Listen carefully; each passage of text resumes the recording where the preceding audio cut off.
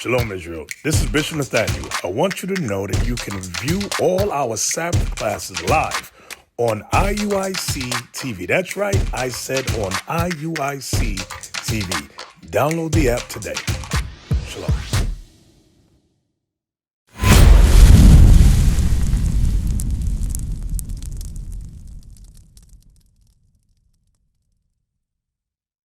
Blacks and Native Americans. Read.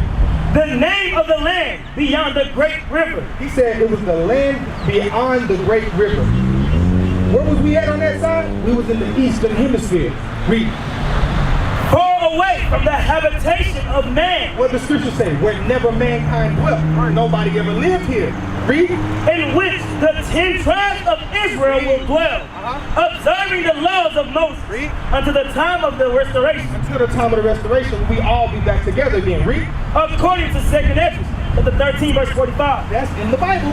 According to 2nd Ezra 13:45. But read the last part. Columbus. Who? Columbus. Who said they discovered America? Who said they discovered America? Christopher Columbus, right? Watch what it says about Columbus.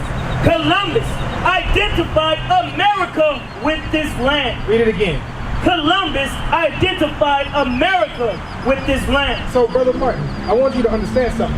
It said Columbus identified America with the word arsenal that's found in the Bible. So where did he get that information from? How did he know he was looking for arsenal?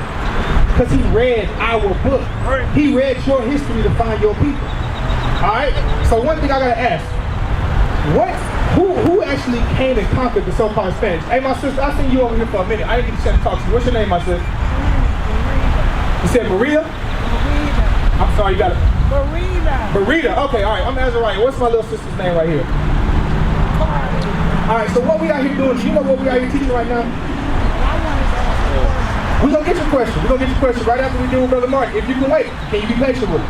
All right, so what we out here teaching, we're teaching that the so-called blacks, Hispanics, and Native Americans are the 12 tribes of Israel according to the Bible.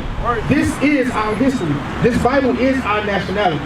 All right, what you got, Brother Mark? I also had a question too, but I've been waiting. No, you good. You here now. I mean, we're dealing with you. What you got? Okay, cool. So, yes, sir. Yeah, so like everything that we've been talking about so far has just been about our nationality. Right. Right. Okay. What you got? What you got? Because we're going to deal with everything. And if anybody else got questions, get your questions ready. So, in the book of Titus, I'm probably sure you guys are ready to talk about. Let's get it. Chapter 3, verse 9.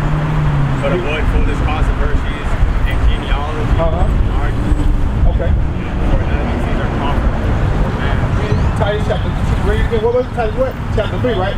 Chapter 3, verse 9. Read that. Titus 3 and 9. And we're going to read it for everybody. Go ahead. What was your question, though? Now, so my question is, why is all this so important? Why is the nationality so important?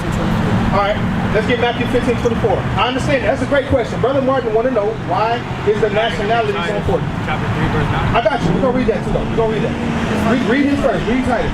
Titus, chapter 3, verse 9. So the question again is, why is nationality so important? Because you've been told what? You was a black woman, right? You've been told the same thing, right? What about you, brother? Now, my sister, what was you told that your race was? Because you are one of the age sisters, so you wasn't told that you was black. What was the word they gave you? They gave her Negro. So why are they telling us we all different names? They tell me I'm black, non-Hispanic, but I found out I'm a so-called Native American. But I look black. Read it. Titus, chapter 3, verse 9. So why is it so important? If it wasn't important, they wouldn't change it every 10 years. That's one thing you gotta know. On the census, they change their nationality every 10 years. But avoid foolish questions and genealogy. Hold up, Brother JW. Don't light that up, Brother JW. Don't do that to yourself. Hey, this is why nationality is so important. Because if JW knew he was a God on the earth, he would not light that cigarette up right now. If JW knew he was the Israelites in the Bible, he would not defile his temple, and God ended up giving him emphysema and throat cancer. This is what we got to know. This is why the genealogy is important. But read. But avoid foolish questions and genealogy and the contentions and strivings about the law, for they are unprofitable and vain. So what's the point out of that? That it was unprofitable and vain to those who knew we were the Bible? So let's get what Christ said, because I got a question. Who wrote Titus? Paul wrote Titus, right? right? Paul wrote Titus. So who taught Paul? Christ taught Paul himself. Remember, on the road to Damascus, he made him blind. Remember all that? So let's see what Christ says about nationality. Matthew chapter 15, verse 24. But he answered and said, I am not sent, but unto the lost sheep of the house of Israel. So I got a question. Who did Christ come for? I'm gonna go one by one. Who did Christ come for, sister? Bring it up. All right, what you think? Brother JW, you still let that thing go? All right. Hey, What you think? It's a stepping stone. It's a stepping stone now, bro. This Bible is your stepping stone. Who did Christ come for? Who did Christ come for? Who did Jesus Christ die for? All right, what you think, Sister Yaya?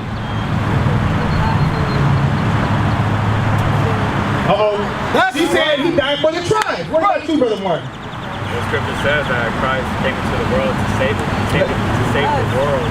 She said us, he said the world. Let's read what this is. He died for everybody, but he has his chosen people. Let's read these words.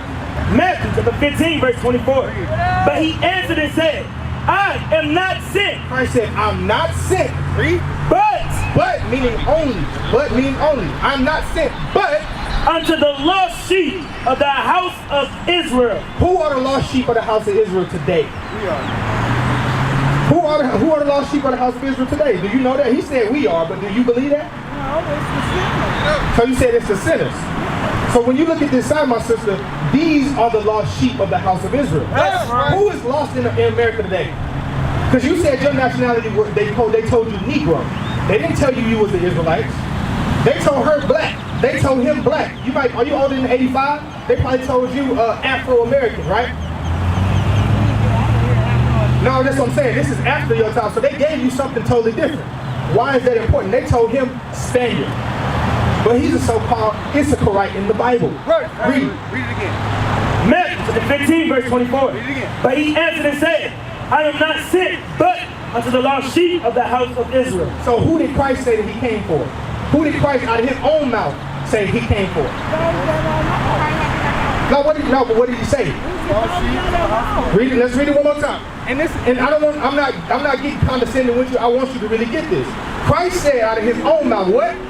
But he answered and said, I am not sent, but unto the lost sheep of the house of Israel. So wouldn't it be important to know if you were of the house of Israel? Don't you think so? I would think so. Christ said that's who I came for. He didn't say everybody.